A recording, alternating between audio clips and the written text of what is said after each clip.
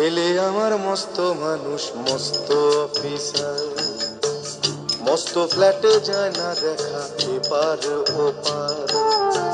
ছেলে আমার মস্ত মানুষ, মস্ত অফিসার, মস্ত ফ্ল্যাটে যায় না দেখা এপার ওপার।